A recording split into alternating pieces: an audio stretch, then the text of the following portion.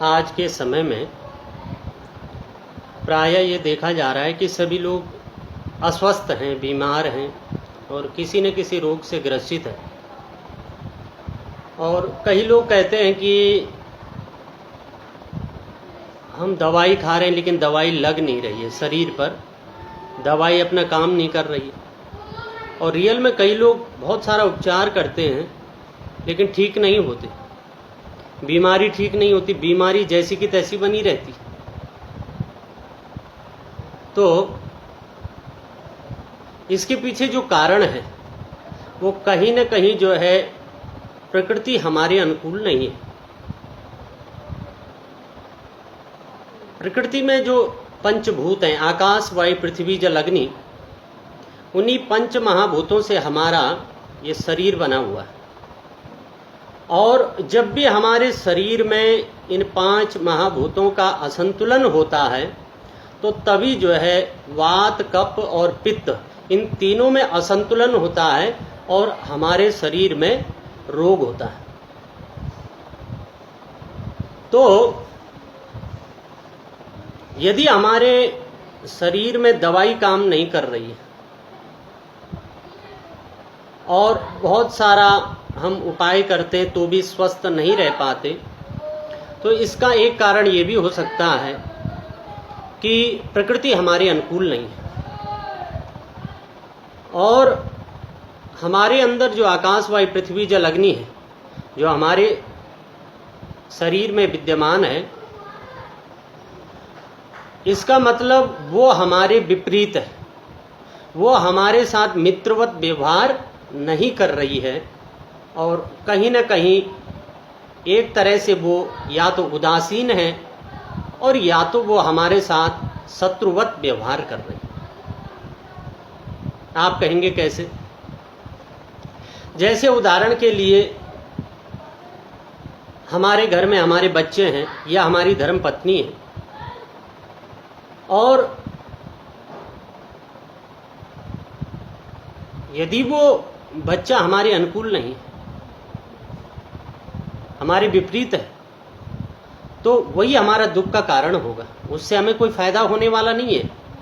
भले ही वो हमारे घर में रहता है लेकिन उससे हमको कोई भी फायदा होने वाला नहीं है। ठीक उसी प्रकार से हम जल पीते हैं और जल यदि उदासीन की तरह हमारे शरीर में पड़ा रहता है, हमारा वो सहयोग नहीं करता है, तो निश्चित रूप से जो है हम बीमार रहेंगे।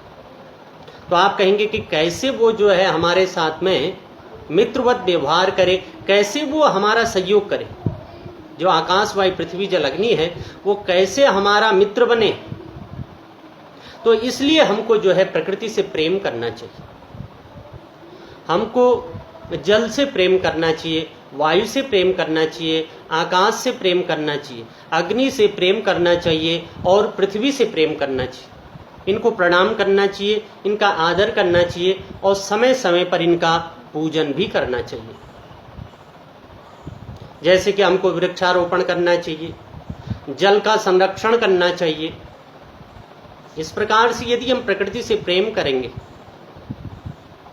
प्रकृति का आदर करेंगे, उसको प्रणाम करेंगे, तो निश्चित रूप से जो समष्टि ब्रह्मांड में पंच भौतिक तत्व हैं, आकाश, वायु, पृथ्वी, जल, अग्नि, वो भी हमारे अनुरूप होगी और जो हमारे शरीर के अंदर विद्यमान जो पंच भौतिक तत्व हैं वो भी हमारे अनुकूल रहेंगे।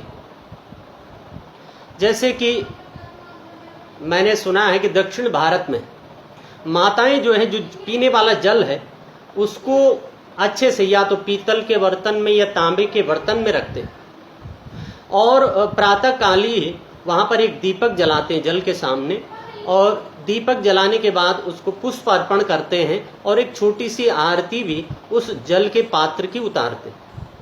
यानी कि वो जल का आदर करते हैं, उसका सम्मान करते हैं, क्योंकि हम जल के बिना रह नहीं सकते, वायु के बिना रह नहीं सकते। जब हमको प्यास लगी हो तो हमारे लिए उस समय जल ही भगवान है। उस भगवान को तो हमने देखा नहीं, यदि हमें जल न मिले तो हम मर जाएंगे। लेकिन जल के अंदर भी एक चैतन्यता है, वो तो देवता है, वो प्रत्यक्ष है। और यदि हम उसका आदर करते हैं तो वो भी हमारा आदर करता है।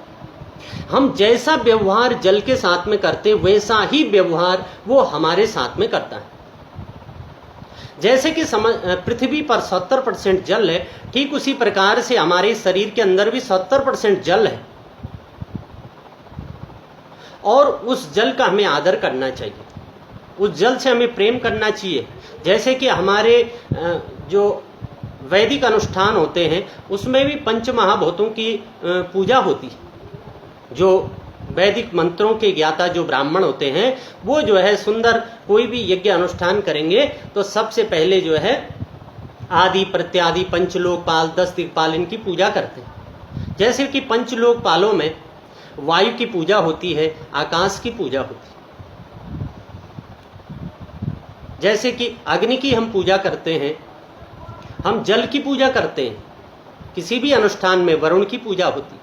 सबसे पहले हमारे जो वैदिक ब्राह्मण हैं वो यज्ञ अनुष्ठान के आरंभ में ही पृथ्वी का पूजन करते हैं, और कितने विधि विधान से वेद मंत्रों से हमारे ब्राह्मण जो है पृथ्वी का पूजन करते हैं।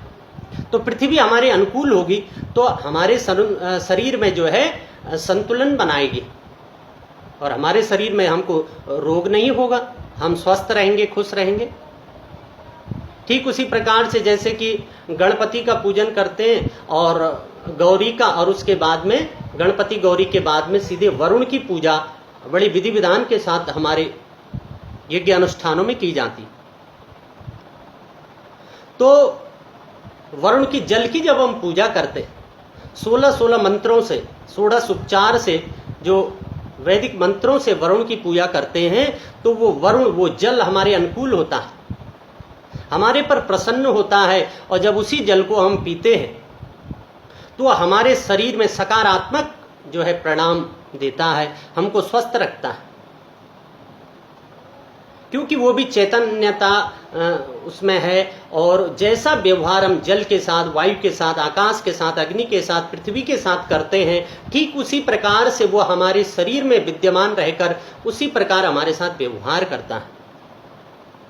तो इसलिए हमको समय समय पर जो है यज्ञ अनुष्ठान कराने चाहिए। हमारे यज्ञ अनुष्ठानों में जो है सभी पूरी प्रकृति की पूजा होती है।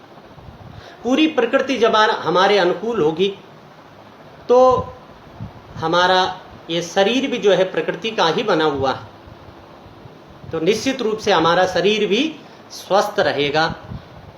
इसलिए समय समय पर यज्ञ अनुष्ठान कराने चाहिए, जिसमें कि पूरी प्रकृति की पूजा हो जाती है, पंच महाभूतों की पूजा होती है, और हमको जो है जल का संरक्षण करना चाहिए, पेड़ों को लगाना चाहिए, जल का अनादर नहीं करना चाहिए, जल की पूजा करनी चाहिए। जब भी उसे पियो, उसे ग्रहण करो तो जो है उसे प्रणाम कीजिए और बड़े आदर के साथ उसको ग्रहण कीजिए, तो निश्चित रूप से आप जो है स्वस्थ रहेंगे, और आपके शरीर में जो पंच महाभूत हैं, आकाश वायु पृथ्वी जल अग्नि, उसका संतुलन बना रहेगा, और उसी के परिणाम स्वरूप वात कफ पित्त ये भी आपके शरीर में संतुलित रहेगा, जिससे कि आपको कोई बीमारी नहीं होगी और आप सदा सर्वदा स्वस्थ बने रहेंगे।